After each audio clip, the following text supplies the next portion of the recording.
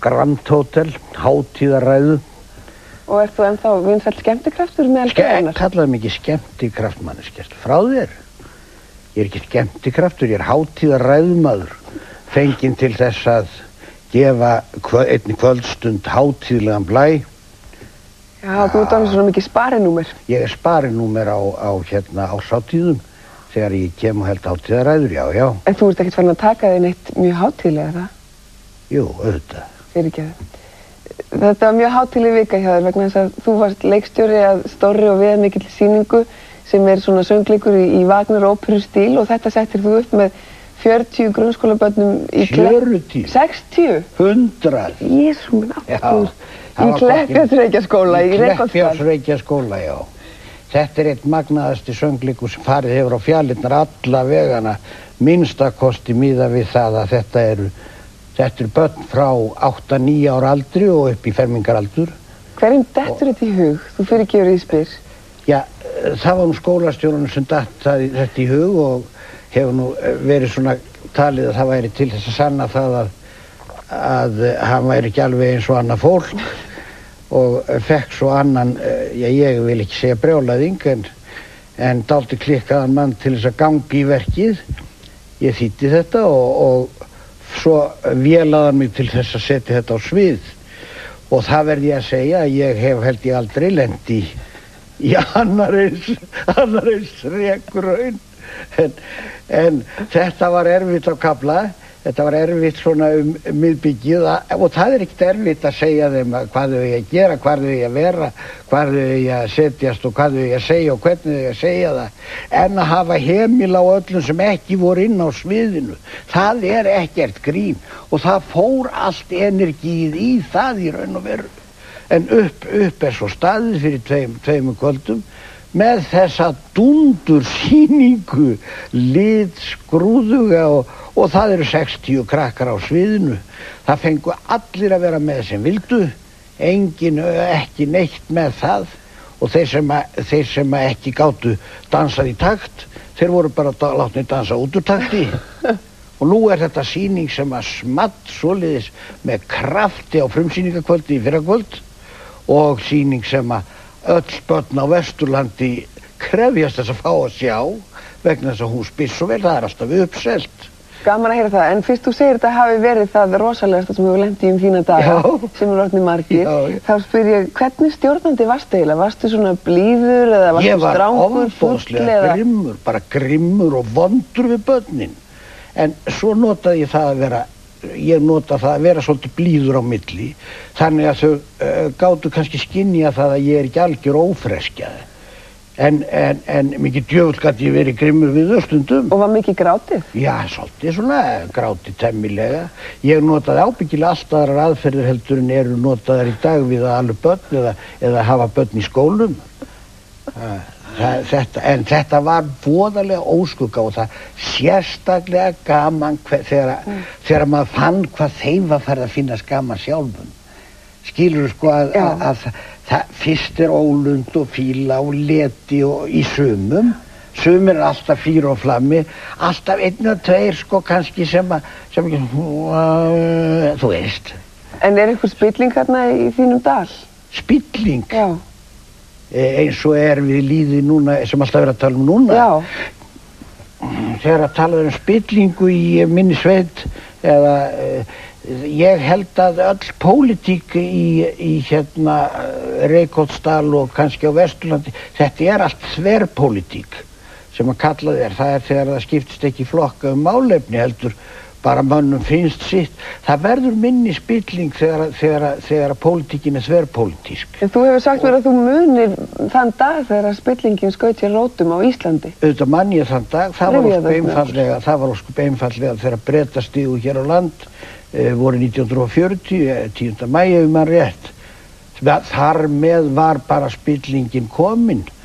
Það hafði verið allt annað andrúmsloft í landinu þangað til að þeir komu og með síðari heimsstyrjöldinni þá held ég því fram að það ekki tekin bara nokkur andartök að afsíða íslensku þjóðina. þegar með hernum, þá kom þetta allt saman. Og hvernig lýsti þetta sér? Nú þetta lýsir sér í því að þá fer að byrja Bretavinna og peningar flæða inn í landið og við köllum þetta blessaða stríðið vegna þess að þetta var mikil fátækt hérna fyrir. Þetta er bara upp úr kreppunni sem að þetta kemur. Og hvað spretta þá upp allskyns spilltar stéttir allt í einu? Spilltar stéttir, það verða til sölunefndir, það verða til verktakafyrirtæki, þar sem allir að gauka einhverju að öllum. Menn byggja húsin sín með því að vera verktakar og þykjast vera að aka efni og vistum og öllum skóllanum eitthvað suður á Reykjavíkurflugvelli þar sem verður að byggja einhver mannvirki. Og tókstu þátt í þeirri spillingu? Hvað er gert? Þeir keyra efnið og allt drastlið bara vestur og mel og byggja sér hús. En barnið Flossi sem að upplifir þetta, var hann spiltur? Ég upplifði ekki það, ég er krakki, ég er 10 ára til 15 ára þegar svoleiðis að ég gat hvorki þá né síðan tekið þátt í spillingunni. Og það er náttúrulega auðvitað þannig með spillingu, eins og hún er svo mikið talað hana núna. Spillingin, hún liggur í loftinu og er landlæg endalaust. Á hvað stigi myndir þú segja hún var í dag hérna á Íslandi? Spillingin, hún er alls ekkert meiri heldur hún hefur verið. Þetta er bara þjóðarmein og það sem mest við þessa spillingu, þetta er svo hallærislegt. Hallærisleg spilling, þetta er einhverja trjágreinar og torfusneplar sem menn er að fá hérna starfsmenn í fyrirtækjum sem þeir stjórna til þess að flytja einhvern sumarbústaða efni, einhverju kantsteinar og þjóðleikhús og einhverju dúkar. Þetta er allt svo mikil spilling, þetta er engin alvöru spilling. Garðrækta spilling. Garðrækta spilling engin drepin og ekki neitt. En það er náttúrulega þannig að með spillingu, ég ætla nú ekki að vera langorð spillinguna, vita allir hvernig hún er. Svo er einn tekinn og hann er hengdur upp eins og frelsarinn, tekur á sig allar syndir allra. Veist hvernig eins og dæmum bara sanna. En er einhverjir þjóðfélagshópar spilltar en aðrir að þínu mati? Þjóðfélagshópar? Næ, ég veit það ekki. Það er allir þetta breyttist þegar við stríðið og eftir stríðsárin þá breyttist Íslands þjóðfélag í Íslands þjófafélag. Og það er allt meira og minna þjóðfélagið hálf stelsjúkt, finnst mér. Ég fyrirgefur hvað ég er reiður, Nú verður bara hver að hugsa sig. Ég var að slaka niður. Já, fáðu bara vatnssopa og við skulum fara þessi yfir í aðra sálma. Ég ætla ekki mér langar samt til þess að segja eitt sem rennur mér til rifja, að núna í þessari spillingaröldu sem að allir eru milli tannana á öllum, þá er þetta viðkvæði hjá fjölda manns að sjálfstæðismenn séu eitthvað þjófóttari heldur en annað fólk í landinu. Sjálfstæðismenn séu þjófóttari heldur en kannski, ég skal ekki segja, vinstri grænir eða frjálslyndir. Sjálfstæðismenn er ekkert þjófóttari en aðrir. Þeir eru bara fleiri. Eins og vísan segir til dæmis hérna, þú veist, heimskingjarnir hópast saman, hafa af því mikið gaman, en eftir því sem þeir eru fleiri, eftir því verður heimskan meiri. Sjálfstæðismenn er ekkert þjófóttari en aðrir, þeir eru bara fleiri. Ég ætla að hætta með þessa spillingu umræðu núna. Þú ert greinilega búin að hugsa þetta allt mjög vel í þaula og ég ætla að biðja að fara yfir í aðra sálma sem að kannski tengist einhvers konar siðspillingu en þegar maður les æskuminningabókina þína þá kemur ljósa að þú varst óalandi og óferjandi krakka ormur að eigin sögn og varst rekinn 7 sinnum úr menntaskólanum á Akureyri og maður velti því fyrir sér, er þessi unglingur sem er svona brjálaður, er hann farin að drekka illilega eða hvað er í gangi?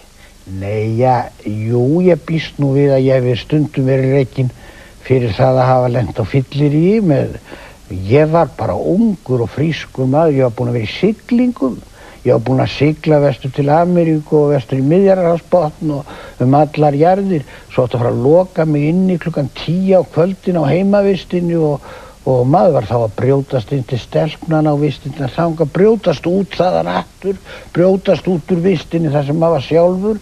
Þetta var eilífur eldur, guð minn almáttugur, ég hefði ekki viljað vera skólameistari í þessu skóla með nemandi eins og ég var. Þú kallar þetta að vera ungur og frískur? Já, ég var þetta ungur og frískur, bara eðlilegur strákur. Þetta gekk ekki neitt nema þetta komi einhverju framsóknarmenn í þennan skóla, svona einhver guðsbörn sem hvorki æmtunni skræmtu, hefði aldrei komið neitt nema kannski með viðkomu í skóla með viðkomu kaupfélaginu og svo búið. Ég meina þetta var ekkert með eðlilegt. Allt í lagi, þetta var ekkert með eðlilegt þarna menntaskólaárunum, en hvernig var síðan samvist þín með brennivíninu svona í framhaldinu? Já, samvist mín með brennivíninu, hún eiginlega dálítið skrautleg. Því þegar ég alast upp, þá ámaður engra kosta völ, annars en þess að fara að drekka brennivín með félögum sínum, annars var maður ekki gjaldgengur í klíkuna. Maður var bara ekki gjaldgengur í strákahópin ef maður var ekki að fá sér brennivín. En svoleiðis það nú samt að þegar ég var að byrja að fá mér brennivín þá fannst mér alveg viðbjóðslega bæði vont og gat ekki hugsað mér að mörgum vikum eftir að ég hefði drukkið eitthvað. Það átti eftir að breytast og breyttist með þeim hætti að ég var alveg viðþolslaus brennivínsfíkill síðustu árin áður en ég fór í meðferð. Ég fór í meðferð fyrir 20 árum. Og hvað rakti ég hana? Ég bara gafst upp, ég sverða. Og það einhvern mesta gæfuspor sem ég hef stigið. Það var alveg yndislegt að hætta að drekka brennivín. Það eitthvað það sniðugasta sem maður gerir. Einkanlega maður hefur verið illa haldinn af.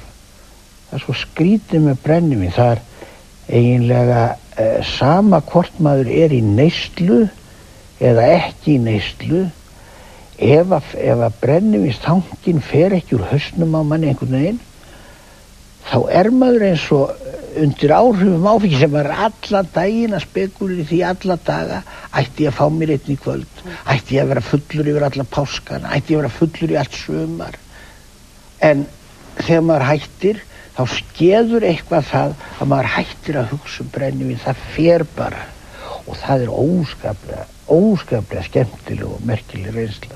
Tengist það að þú yfirgefur brennivínið því að þú fluttir úr kvosinniðinni og út í sveit? Þegar maður les þessa æskuminningabókina þá getur maður ekki ímyndað sér að þessi maður sem að dásamar miðbæjarlífið og tjörnina og kaffihúsin alveg í hástert mun einhvern tímann flytja út í sveit í ósköp venjulegan ágætan dalreyndar? Já, þetta var raunar alltaf eiginlega draumurinn minn var nú eiginlega lengst af að eiga aðsetur upp í sveit en svona sumarbústað í Reykjavík. Það fannst mér alveg ídíalt. Ég fæddur, borinn og barnfæddur í Reykjavík, niður við Tjörn, bjó eiginlega alveg lungan og alla mín ævi í miðbænum og oftast niður við Tjörn. Ég elskaði þetta umhverfi alveg reynd eins og mína áttaga, eins og Bæjarhellu og Lækjardrag og þú veist, allt þetta rómantíska. En þegar þú ert laus við alla þessa Reykjavíkur rómantík, hvað gerur þarna í sveitinni?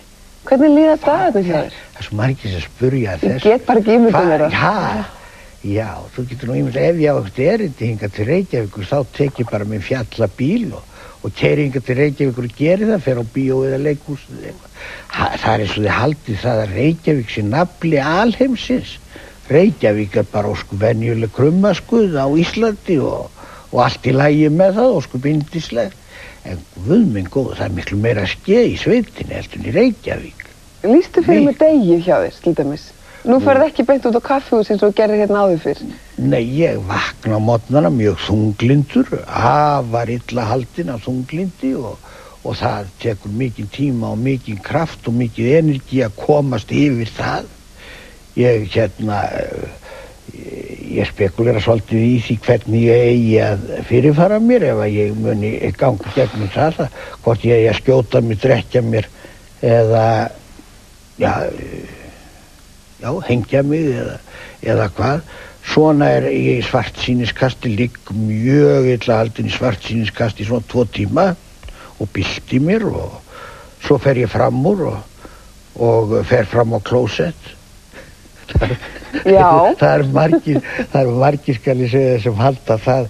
Þú hefur tekið þetta að gamli kallar alltaf að groppa af því hvað þessi árrisulir.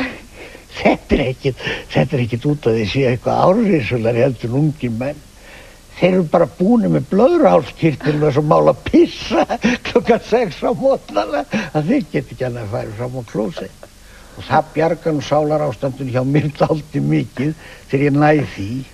En svo þegar ég er búinn að fara í sturtu og klippa illhærurnar úr nefinu og svona og hlusti með tennurnar og baða mig og fara í heitabottin og svona, þá er þetta bara farið og allt í fína lagi. Þá er ég hættur að vera svartsýn. Og þunglindið farið? Þunglindið, já. Er þetta ekki bara eitthvað sem allir Íslendingar glíma við? Eða ertu sérstaklega slæmur með þetta? Ég er sérstaklega slæmur með þetta. Eins og allt sem ég er slæmur með, þá er ég mikið slæmur. Afleitur bara. Þetta er voðalega heimskulegt líka. Ég er alveg uppfullur einhverju kvíðaköstum og einhverju andskotas vitleysu sem á sér enga stoð. Er þetta aldurinn, Flósi? Ég veit ekki, ég held að þetta sé nú svolítið í genunum, sko. Ég held að fólkið mitt sé svolítið kvíðið. Það er eðlisfæri, ég vil að kynna mér það og kanna það svona, kíkja á það og ég hugsa að þetta sé svona genetískt. En hvað er það sem þú kvíðir? Það er það versta. Það er sérstaklega þegar ég veit ekki hverju ég á að kvíða fyrir. Þá fyllist ég kvíða út af því að ég skul ekki vita hverju ég kvíði svona fyrir. Það er ekki, þó það brenni ofan, það verður brunnið ofan að mér, ég mist aðleigun og allt sem ég hef átt og það var engin kvíði sem fylgdi því, engin svartsýn og ekki neitt, allt í fínu lagi. En síðan hef ég tapað beislis, bara keðju af beislinu mínu, tapaði ég einu sinni og ég fylltist svo miklum kvíða að ég held ég ætlaði bara ekki að komast yfir það að vakna. Ég þorði alltaf að opna augun, fannst það bara óþarfi. Það leiðilegt að týna einhverjum hlutum. Týna einhverjum hlutum, þetta kostaði 24 krónur og var svona 2 mínútna verk að laga þetta með naglbít. En þú fyrirgefur að ég spyr, en eftir að þú ert búin að lýsa þér sjálfum svona þunglindum, þá spyr ég hvort þú hugsar einhvern tímann dauðann. Ég hugsaði oft dauðann, já, ég hugsa dauðann og ég kvíði alveg rosalega fyrir að deyja.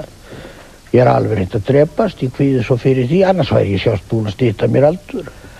En mér finnst alveg óbærileg hugsun að þurfa að deyja. En hvernig væri það illskást?